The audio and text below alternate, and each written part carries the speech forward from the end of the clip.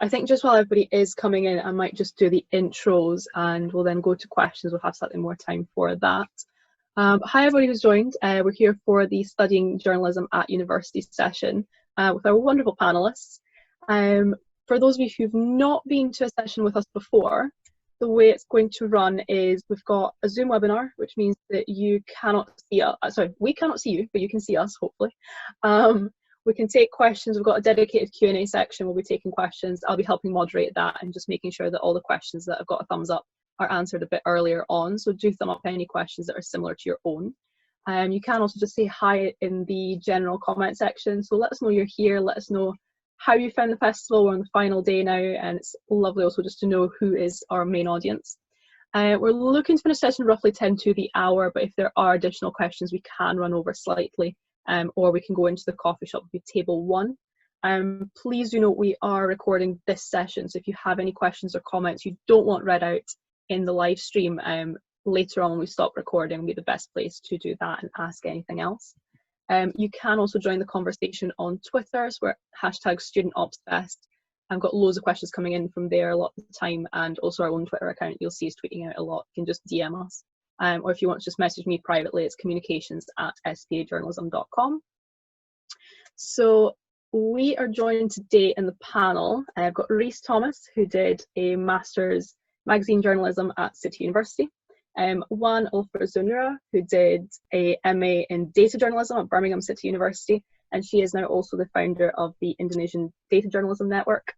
And Indigo Jones, who did undergrad in Journalism, Media and Culture, bit of a mouthful, at Cardiff University, and she's waiting to go and do a Master's as well. Our fourth panellist, Sam, unfortunately couldn't join us. He's recently contracted coronavirus and he is currently battling that at home. So Sam, if you're watching, the speediest of recoveries to you. I hope you feel better soon. And like I say, any questions that you have for our panellists, do drop in the comments below. I think we'll just start with, everybody could just do a quick intro. I think the order on my screen is Indigo, Wan, and then Rhys. But just let us know who you are and just a little bit about what you do. Okay, so hi, I'm Indigo. I've just finished my third year of Cardiff University studying journalism, media and culture, and I'll be going on to do a Master's in International Journalism in September in Cardiff University also. I've got different work experience in different broadcast, written and print news, and I'm Welsh speaking. No, that's something you wanted me to add, but I did. Wan, I'll go over to you. Yes, hi, I'm Wan. I'm in Indonesia now, so it's already evening here. And I finished my master in data journalism at Birmingham City University 2 years ago, and I started founded Indonesian Data Journalism Network. So it's like a network for data journalists in Indonesia, and we teach and do collaborative reporting with the news organization in Indonesia. Yeah, thank you. Thank you, and Rhys. Hey, yeah, so I'm Rhys. I'm also Welsh speaking. Just to plug that too. I did the magazine journalism masters at City University, and I graduated in July 2019, so a year ago. But prior to that, I also did an English and creative writing degree at the University of Nottingham. I'm currently a full-time freelance journalist. I write mainly magazine stuff, as you know, per the masters. My publications include Vice, The Face, Dazed, The Guardian, big places like that. And I sometimes do some broadcast work as well. That's me. We've got such a range on the panel. Quite an international panel as well, because obviously evening in Indonesia as well.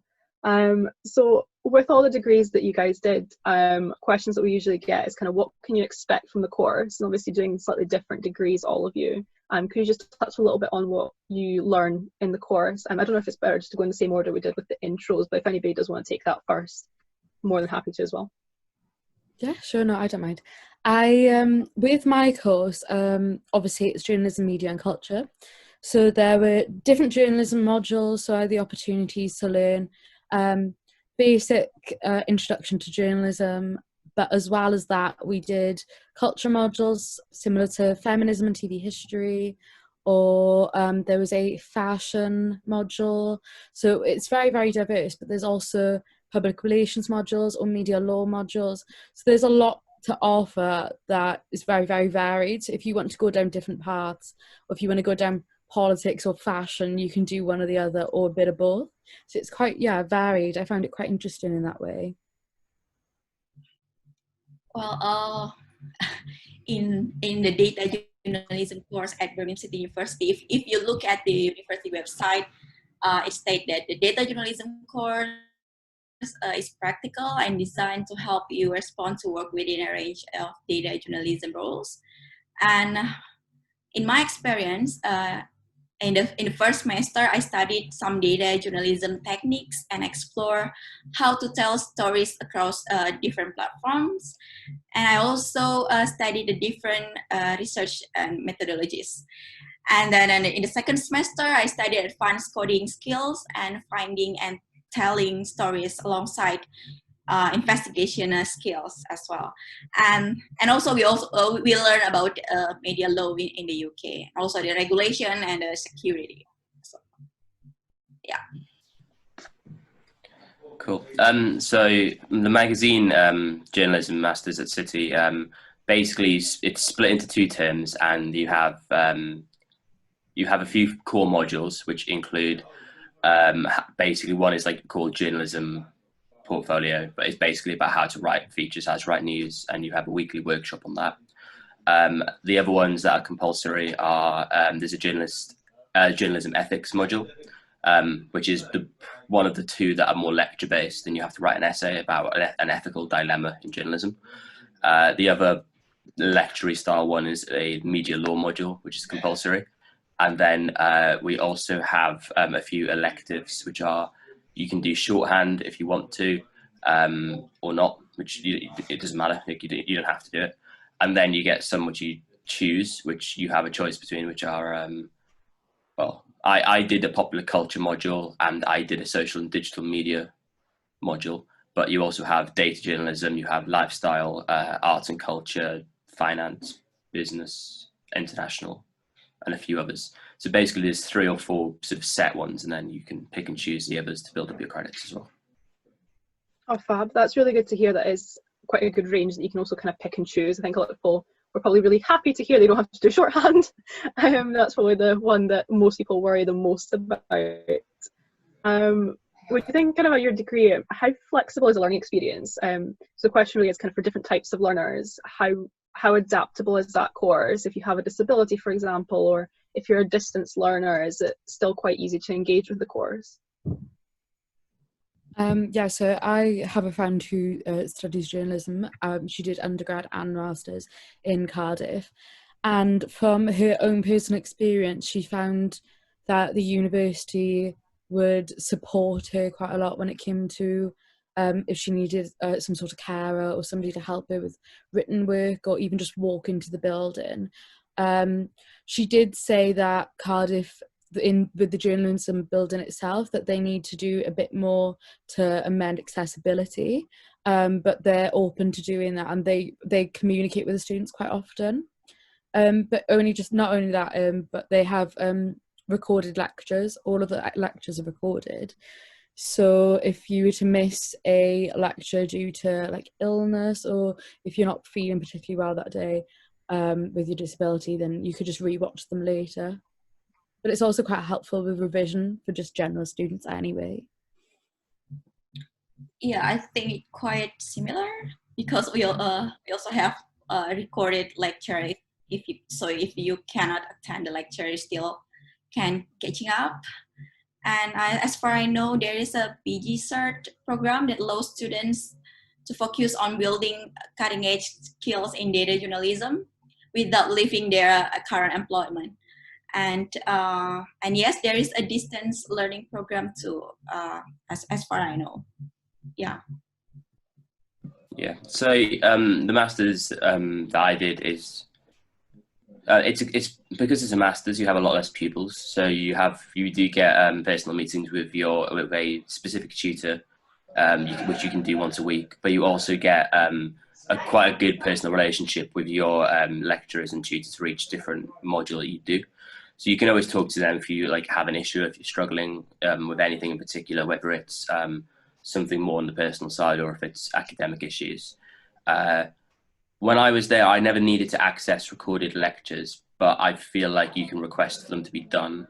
Or, I mean, being a journalist, you probably could take your dictaphone in as long as you ask the lecturer if that's okay beforehand. But I feel like especially this year, I wasn't doing the course this year, but I feel like especially given how this year has been and how digital and remote learning has to be more of an important thing, I'm sure that there's plenty of facilities in place for that. Yeah, and the weekly meetings and things like that are really, really good for sort of working with you one-to-one with your personal issues. So there's a lot of help around if you need it, for sure. Fantastic. And actually, Indigo, you're away to go and do your masters, and obviously both of you guys have had experience doing your master's courses. Katie in the chat is asking, I'm really interested in what where the panelists think are the best institutions for studying a master's in journalism. I'm assuming not just pure journalism, but all the other kind of spin-offs of that course that you can do as well. I mean, I think that's a difficult question. Obviously, unbiased. Biasly, I would say Cardiff, but that's purely because for me, as a Welsh speaker, I have more of an advantage being there. Obviously, Cardiff's at the heart of Wales in general, obviously, but there's the BBC, S4C, and ITV all located very, very close to the university. And the university building itself is right next to Media Wales and all those kind of buildings as well. So I do think people who go there do tend to have an advantage because there's quite a lot of links, especially because the new BBC building's right next door. And I think within the next couple of years, the university are linking more with them to do more work experience and things like that. Like I said, personally, for me, I just thought it was such a good option. And having been in Cardiff Uni for journalism anyway, I knew that I liked the style of teaching, and I liked the lecturers, and I liked the different modules that they had to offer.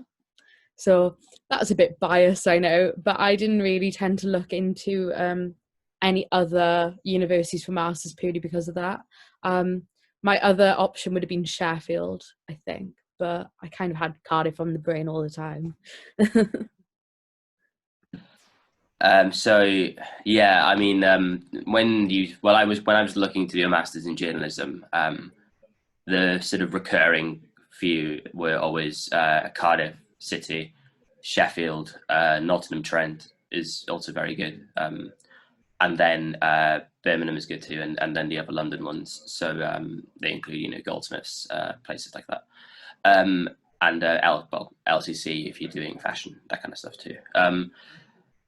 I would say the best two off, to be honest, from what I've done, I mean, like Indigo said, it's a hard question because everyone has different needs within where they want to go. And I would say if you're doing a master's in journalism, you're looking to move into a specific part of that career. So you really should follow which master's suits you best. But I personally, I applied to City and to Cardiff, and I ended up rejecting Cardiff and going to City. Purely because I felt that as someone, I knew I wasn't going to write for the BBC, and the stuff that's in Wales didn't suit what I wanted to do. I wanted to get away of writing things that are fun and not necessarily serious, to be honest. But basically, magazine journalism, especially London, is very much the epicenter. So in terms of placements, which I think we'll get onto, we had to do a minimum of, I did about 8 or 9 weeks of experience. I think it was a minimum of 6 that you needed, might be a bit more. And they were at, I went to 5 different places to did experience there. So being in London really helped with that. It gave me a massive variety. And it is the media capital of Europe, if not the world. So, I think London helped me in that sense as well. But those 5 that I mentioned are probably the main places. But again, look at the courses, see what suits you. But I would say overall Cardiff and City are the 2 that stood out the most when I was looking. Wan, what kind of drew you to Birmingham City? Yeah, I will let it depends on what kind of master you want to do, because sometimes different universities has different professors, and what brought me to BCU was because I look at the professors who teach that course, and I found Paul Bradshaw, and he's quite famous in data journalism. He wrote several books and also several blogs, and yeah, my option was Cardiff or BCU at that moment, because at Cardiff there's also a very good course in data journalism, but it's more technical to computer things, and I didn't have the basic knowledge of IT and coding skills at that moment. So I I prefer to go to BCU because yeah, when I look at the module and I talked to Paul, they said it's okay if you don't have the the basic skill of coding or IT and that stuff. Yeah, I think that's probably a worry for people wanting to do data journalism, because it is such an in-demand course, but it's the expectation that you have to have so much pre-existing knowledge in stuff like coding, and I imagine kind of a knowledge maybe of other pure maths. Will that be correct in saying? Yeah. Yeah. So on that, we were offered data journalism as a specialism, and it was kind of the idea that, like, if you've done A-level maths, it will be advantageous. At a master's level, if you're doing this, very much a crash course in anything that you do. So, like, a lot of people who I know who have no prior experience are now doing finance and data stuff on the regular. So amazing! You don't have to be like a whiz at anything. They'll hopefully be a bit of a comfort message to anybody who's listening who is interested and potentially was a bit put off by that. When you think about your course, how much of it is quite hands-on and kind of lectures or workshops, and how much of extra time do you have to take out to then do learning by yourself and any reading material? I think with my course, it's very, very theory-based, which is very similar to most of the undergrads in Cardiff. I think on the journalism and communications course, or the media and communications course, there is an option in third year to do a broadcast journalism module, which is very, very practical. But other than that, the more practical based learning is left for the masters in Cardiff University. So I do think if you want to get a practical kind of university journalism experience, I would advise going somewhere else. But I do think the fact that mine's very theory based has geared me up towards a master's. Then I feel quite confident in my knowledge of, say, like media law and things like that I probably wouldn't have learned on a practical course beforehand. But yeah, no, I think that's more of a master's kind of thing. But in terms of individual reading and things like that, there is, like, obviously quite a lot because it's theory, so they do expect us to do quite a lot of reading, and different modules will give different amounts of reading, but obviously a lot of it's online as well, so it's really, really accessible and easy to find.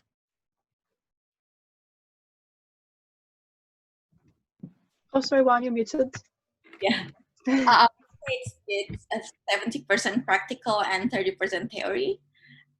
So beside the lectures, the student will also experience, data-driven investigation on topical issues. So I had a chance to do the collaboration with the Bureau Local and ITV at that moment. And we also had a live newsroom within various contexts, from online only to broadcast newsroom.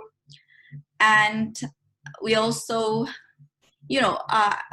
Paul was very active to bring us to some data hackathons in the UK.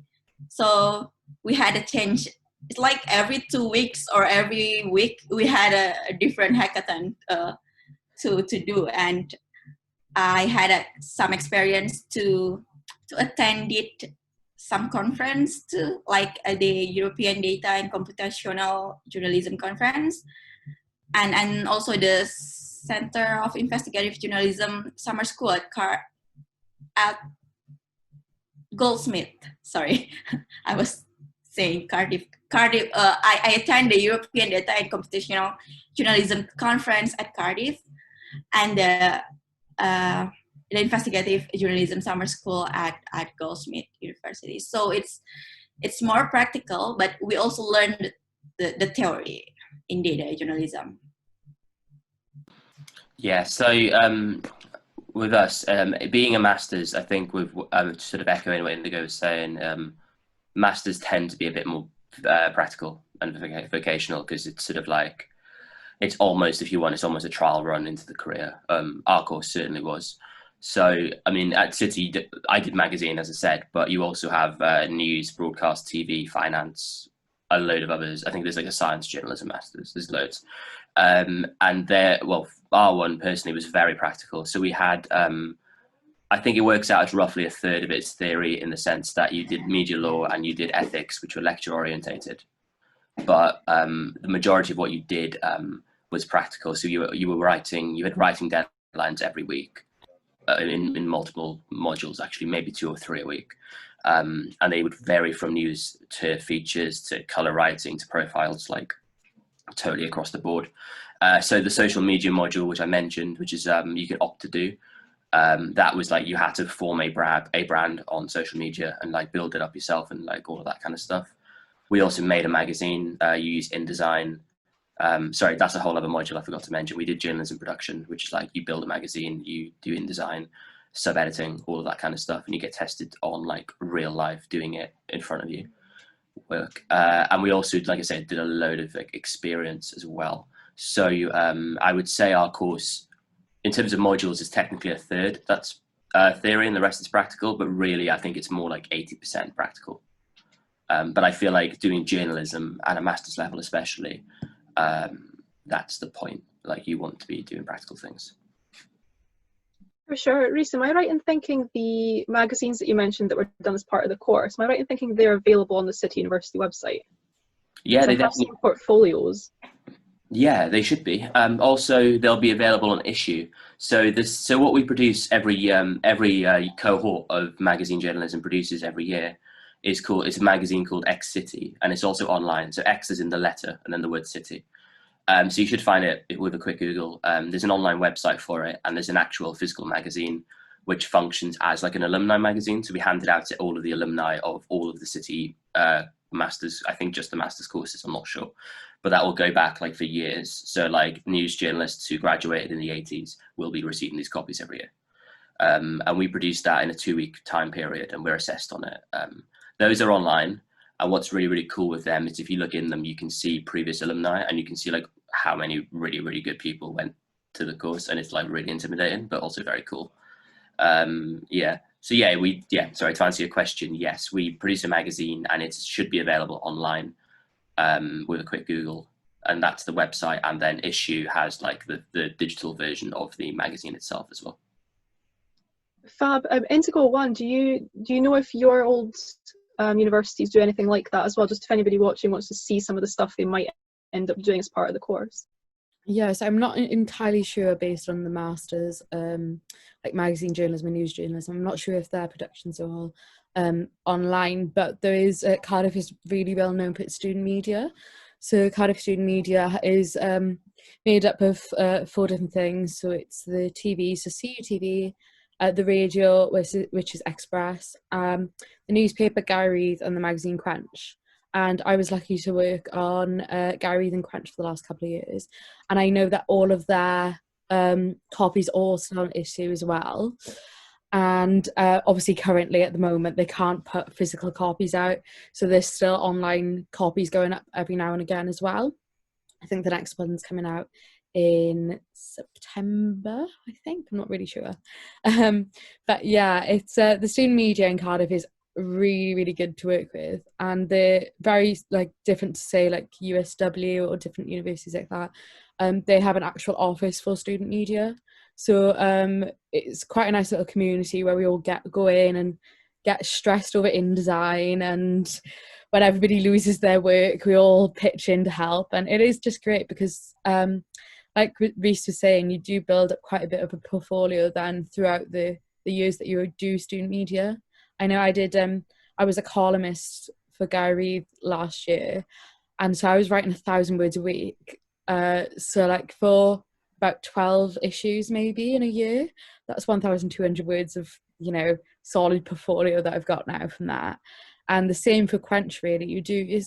It's nice to have very different types of student media as well. So you can, no matter what you want to do, you can do it, kind of thing. Yeah, in BCU, what I know and what I experienced during the live newsroom, we had several weeks working on daily headlines, and on that team we collaborate with other students from different courses. So it's not just data journalism students, but also we have friends from mobile journalism, and yeah, we do, and we work collaboratively. The data students just we work as a data team that help the newsroom to work with data, and sometimes we came up with our own stories. And there is a website called Birmingham Eastside that we work on daily basis, and also there is a radio and things like that. I don't really know about the student press. I mean, like from the bachelor students, because I just studied master, and after that I flew back to my home country. So yeah, That's absolutely fair. We had a question come through from Anonymous. Please do let us know who you are. But they ask, should you keep your options open when looking at journalism at university, or is specialising better? So for example, doing just straight journalism versus magazine or data journalism. I think it really does depend on if you're willing to do or will want to do a master's. I know I came to university not really knowing what I wanted to do, like what path of journalism that I wanted to go down. So for me, doing a quite varied course where I could do different modules to kind of decide what I wanted to do along the way was really beneficial. And then obviously as you do different modules and you kind of decide what you like and what path you want to go down. And like I was saying about student media, I think that kind of made me realise I still don't know what I want to do. So now obviously I've narrowed that down to international journalism, which should be quite a broad master's for me to do anyway. But if you kind of know that you want to go into magazine journalism and only magazine journalism, I think that would be a better pathway for you then. I think if you know exactly what you want and you don't plan on changing it, I think that might be better. But I think it does really depend on the person and how their mindset is before going to university, I guess. Well, in my experience, I was so confused to choose which course that I want to do for my master's. I considered doing investigative journalism and environmental journalism at a city university as well, to be honest. And I also considered doing environmental and communication. And then I started, to figure out what I really need as a journalist at that moment, and what the industry in my country needs. And I was quite interested to do data journalism, but and I thought it was really needed because I had some experience working with data before, but I didn't know, like the technical skill that helped me to do it faster. So I end up choosing the data journalism. So it really depends on your situation. I cannot say because some friends choose the broader course such as journalism and culture as their masters as well, because they have more interest in theory than practical. So it really depends on you and your situation and the industry that you are facing at this moment. Yes. Mm-hmm. Yeah, to echo both of those things again, I mean, it's always personal, but I think there's a big distinction between undergrad and masters for journalism, which is that to go through my background so you can get more of an idea. I did English undergrad, English and creative writing, but I did a lot of student journalism while I was there for Impact magazine. for example. And that way I was able to like realize that was what I enjoyed doing. I liked the idea of being able to write about stuff and just explore and be curious and etc. And then from there I realized news wasn't really my forte. In contradiction to the important stuff that journalists do, I write about things that people read for enjoyment as opposed to like necessity, I would say. So I wasn't attracted to news journalism. That's why I did my magazine course. But yeah, I would say that if you're looking at a master's, I would hesitate to say generalized, because you're trying to gear up for a career. And if you're going for jobs and you know roughly what you want to do, I feel like it does make a lot more sense to be like, I am a news journalist and I'm looking for news jobs, as opposed to I did a journalism master's and I want to work in journalism. Because it's kind of like saying I want to be a painter. It's like, yeah, but what do you want to do exactly, to be honest? Whereas undergrad, I mean, I didn't do journalism at undergrad, and I don't think it's disadvantaged me at all, to be honest. But I do think that if you know you want to do journalism and you're looking to do an undergrad, general is great, because then you get to have a little dip into each type of journalism style. So I would say it depends on where you are and how sure you are and what you want to go toward. What I would say with the magazine course, and at City, not to plug it as such, but we did news and we did features, and there are specialisms. So like you kind of do get a broad range on that course, but you're geared up toward magazine writing. You're not geared up to news, etc. But people have gone on to do news from it. So like it's kind of, do your own thing, look at what you enjoy. And I would say that for any type of degree. I think if you look at what you're going to enjoy doing, you're way more likely to do well. So yeah, that's my answer basically. Masters Gen, be specific, BA, be a bit more general, I guess. I guess as well what Indigo said about it's good to have that range so you can pick and choose. But yeah, totally what Wan and Rhys, what you said as well about just tailor it to job applications. It was kind of like a CV, like you want to tailor it to each job and equally your experiences. But definitely, yeah, if you're unsure, just look through what the course offers and just chat to students like we're doing just now. Definitely have that open platform on Twitter or anywhere else. I'm sure if you tweet, I'm looking to study this course at this university, somebody out there would have done it and would be more than happy to tell you all about it. On that, journalists are like actually really nice. I know we seem intimidating. And also, if you're a student journalist, you're a journalist, like back yourself. But like we are actually quite nice people. So like I always reply to my DMs. Like I'm not blue tick, but I always reply to my DMs. Like just message people, to be honest.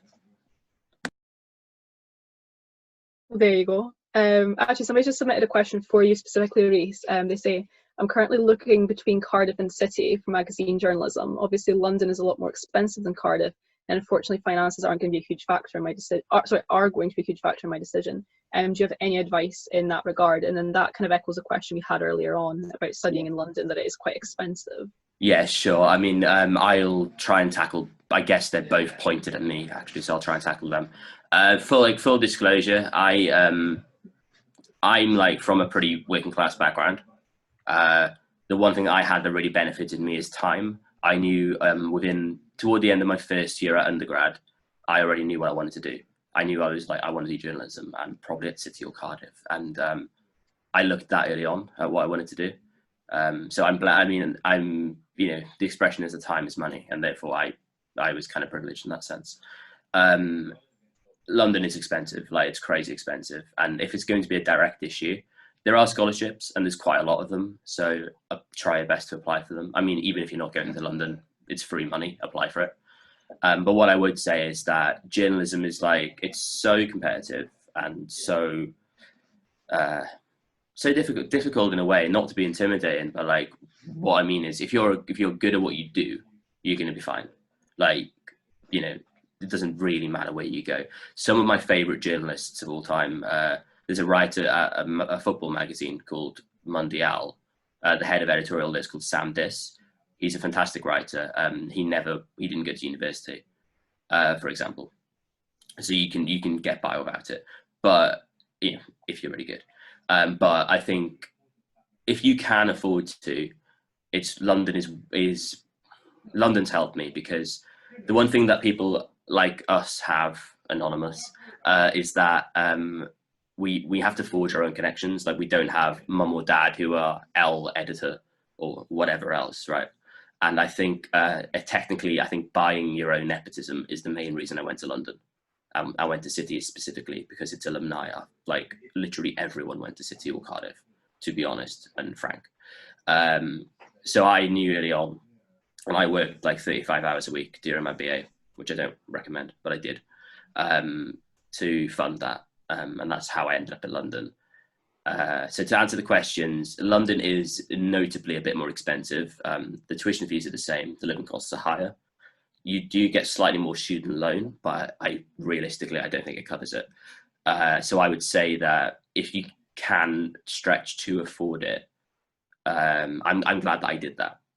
But it will, if you're good, it will by no means stun you. And like your ambition is priceless, so don't worry. I hope that helps. If you want to answer more, let me know. Sorry, Indigo. Yeah, I'm done now. Speaking from living in Cardiff, I know, and like it's renowned for being quite a cheap student area to live. Obviously, that's why I plan on doing my masters. So I can tell you now that there is really good scholarships. If it's not just London that you're geared towards, and you are still considering Cardiff, even if it's not about the money, then yeah, Cardiff is so cheap to live. And also Cardiff University offer a master's scholarship, which I think is about £3,000, which helps towards obviously either living costs or fees or whatever. But I think that's worth considering as well then. But yeah. Yeah. Wan, how was it coming in as an international student and having to live in Birmingham? How did that kind of work out? Was it fitting? It was kind of the initial kind of fitting in stage okay, or? Oh, sorry, you're muted. I don't know if I can unmute you. Sorry. There we go. Yeah, lucky me, I got a scholarship to do my master's. So and the scholarship also pay my, my living costs. So it wasn't that hard for me because of that. But some of my friends who went to the UK with a similar scholarship also need to do extra works, if especially if they brought their family together. So yeah,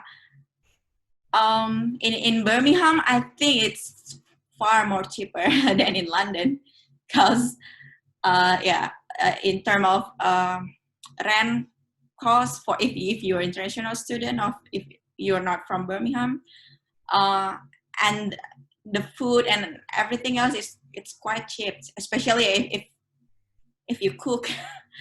About the tuition, it's I think it's not as expensive as well in the BCU compared to some universities in London. Yeah. No, thank you. That is really good to know, because we do get a lot of questions from international students, and after graduation, the question we always get is, well, how do I get my work visa to stay? I've had a few people coming in, especially asking to the SBA, and sadly we can't really give too much advice there, because it would be down to individual employers. But I suppose, Wan, to come to you with this one, do you know anybody who is in the UK, maybe an employer who's particularly good at giving that work visa straight after graduation? Oh, unfortunately, I have some friends, but they're from European. I mean, like it's easier for them to get job than in other countries. And I have 2 or 3 friends that tried to get a working visas. It was kind of hard, because to get the visa, they need to get the job first, and it's quite competitive. As a news organization, if you can hire people without some extra work on visa and things like that, why you should hire international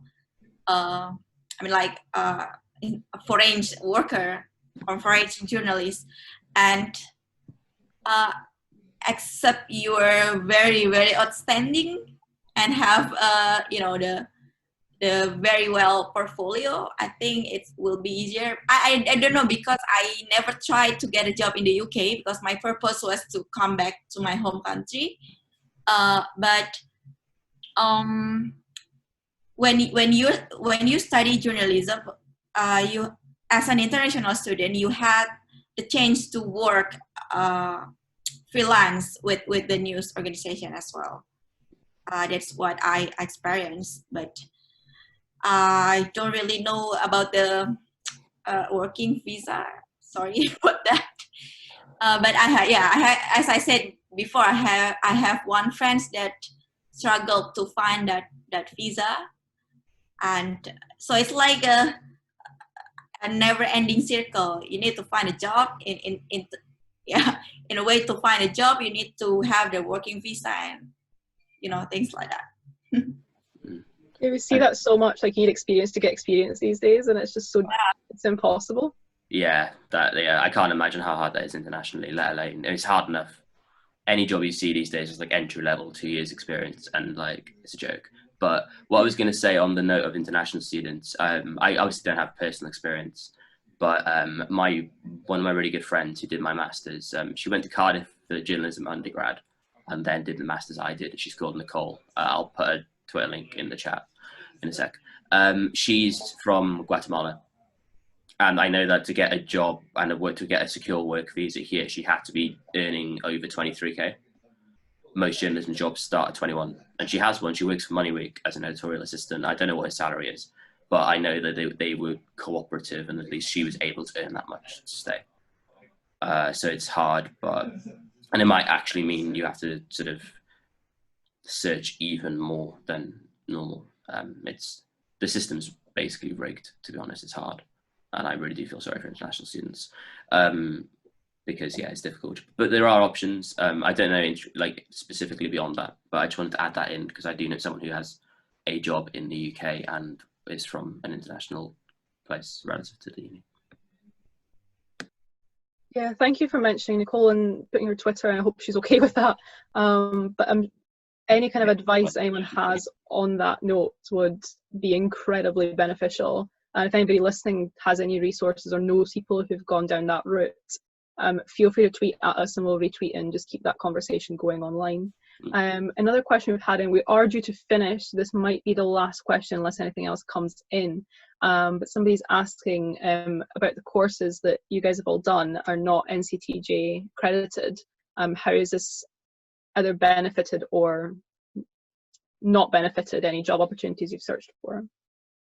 I think in a lot of the jobs I've looked at, strangely, I've looked at more communications-based jobs, which obviously my degree is not geared towards that at all. But they obviously they don't need NCTJ. Also with my masters, that won't be accredited either. So I'm not the best person to ask about this, I won't lie, because I haven't looked at that many journalistic jobs in general.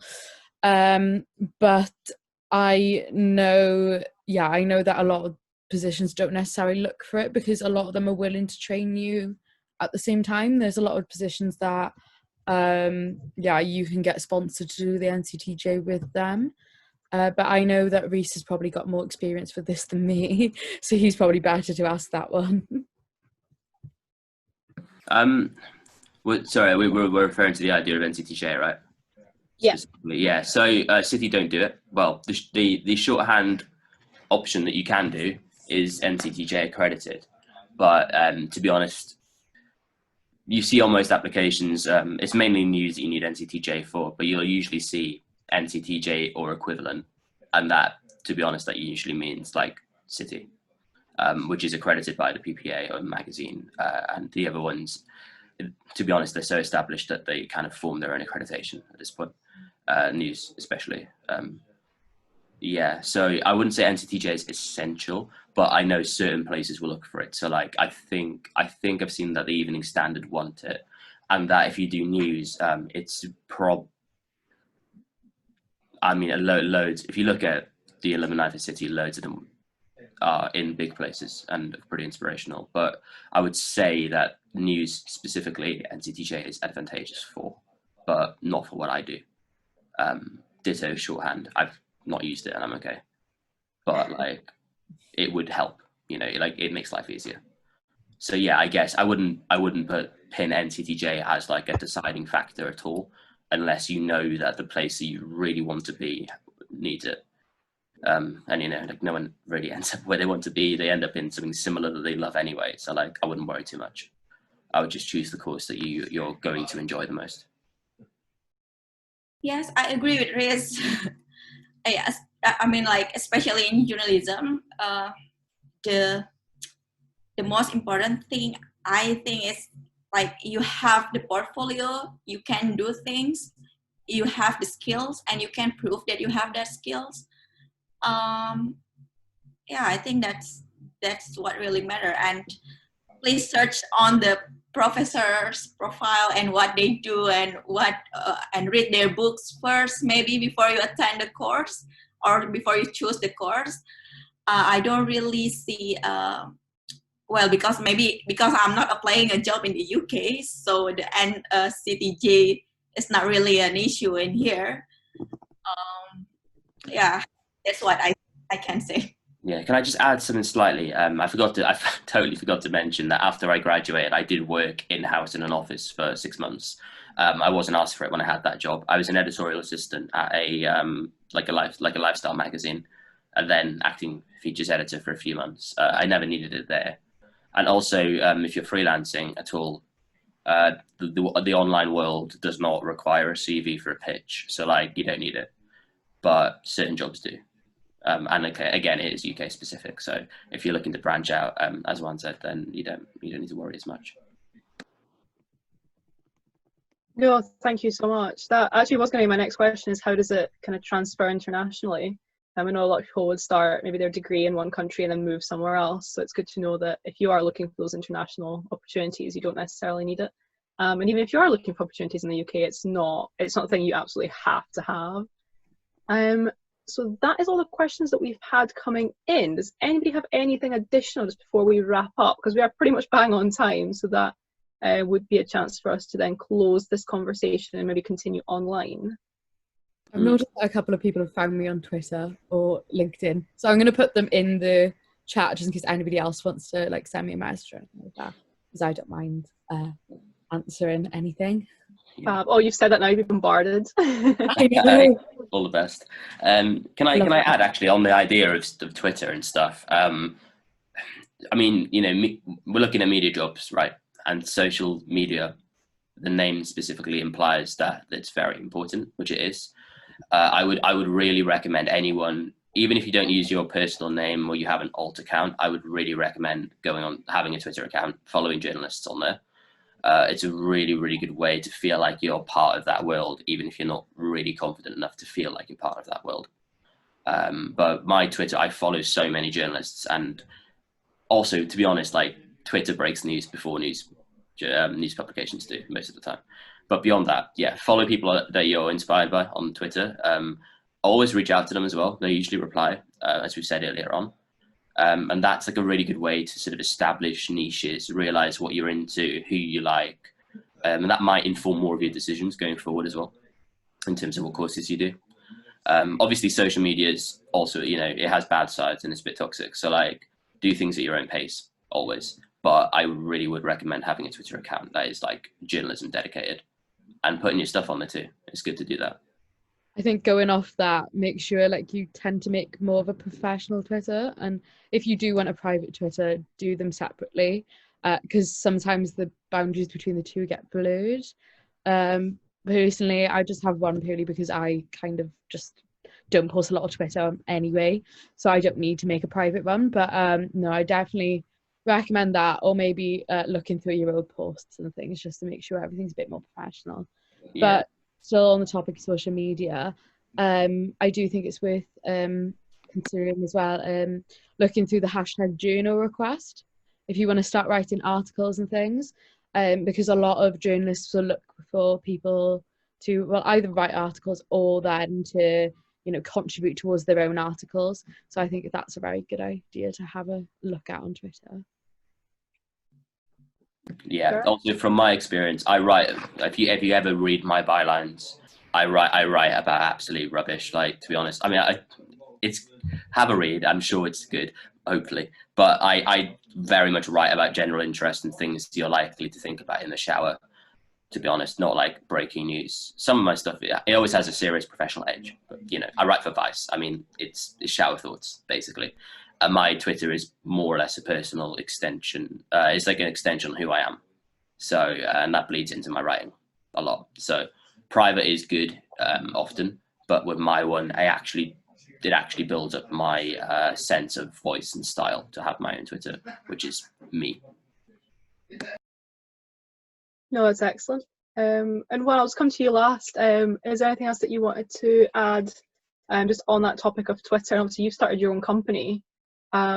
So kind of how did all that come together, and how do you end up branching out to people that are in other countries doing journalism?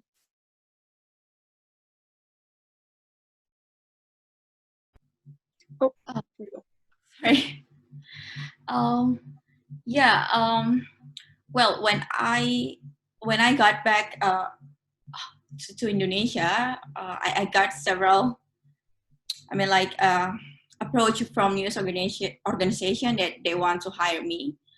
I got back to the organization I worked before. I worked there for several months, and then I resigned. Now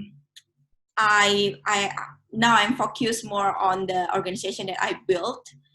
Why I built this? Because there is no data journalism course in Indonesia right now.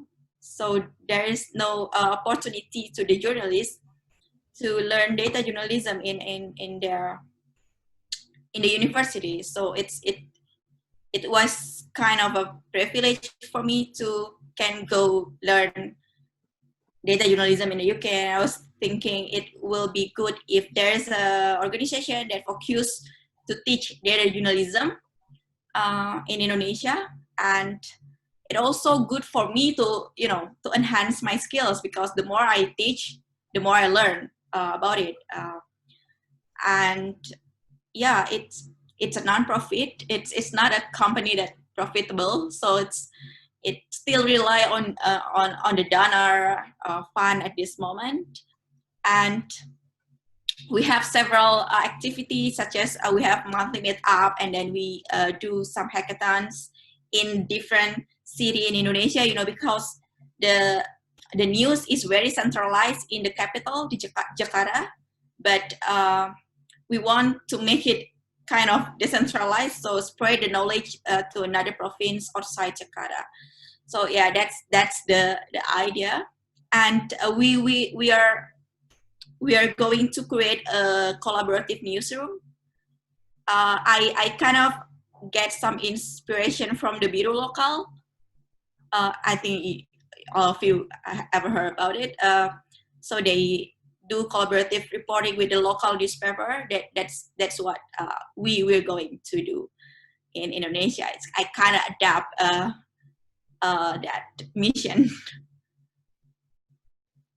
That is so incredibly cool. I look forward to seeing that all come together. Yeah, that's impressive. Well, that is time for us, so we will have to unfortunately close. Oh, sorry, Rhys, cut you off there. Yeah, like I say, we will just finish up here. Thank you so much for everybody who submitted questions and came along and joined us for this conversation. And of course, a massive thank you to Indigo, Wan and Rhys for being here and taking part in the Student Opportunities Festival. This is the last SPA hosted session. We do have a session that's coming on just now, which is all about, it's called From Student Media to a Job in Journalism, and that is featuring Kit Bradshaw and Aubrey Allegretti from Sky News. Aubrey is actually one of our trustees as well, so definitely do go along to that. And you can hear all about how to get into journalism after doing student media. But yeah, once again, thank you all so much, and good evening and good night, because in Indonesia, so many venues joining in, it is evening. But yeah, thank you so much, and bye. Yeah, thank you for your time, everyone.